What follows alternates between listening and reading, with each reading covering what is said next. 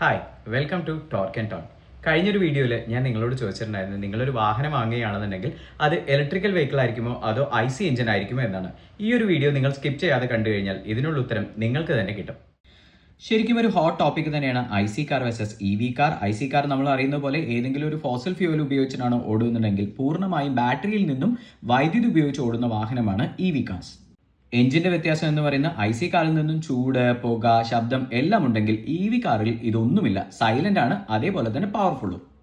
IC car ഓടുമ്പോൾ കിലോമീറ്ററിന് 7 മുതൽ 10 വരെയാണ് ചെലവെങ്കിൽ EV കാറിന് കിലോമീറ്ററിന് 1 മുതൽ 2 വരെ മാത്രം. പോകുമ്പോൾ പോക്കറ്റും പരിസ്ഥിതിയും ഹാപ്പി. IC കാർ ഓടുമ്പോൾ പുകയും കാർബണും പുറപ്പെടുവിക്കുന്നുവെങ്കിൽ EV കാറിന് ശബ്ദമില്ല, പുകയില്ല, പൂർണ്ണമായും ഗ്രീൻ. ഇനി പരിപാലനം നമ്മൾ നോക്കുകയാണെങ്കിൽ IC കാറിന് oil change, filter, clutch, gear ഇതെല്ലാം കയറി വരും ഒരു സർവീസ് മെയിൻ്റനൻസ് നോക്കുമ്പോൾ. എന്നാൽ EV കാറിന്റെ സർവീസ് ചെലവ് എന്ന് പറയുന്നത് വളരെ വളരെ കുറവാണ്.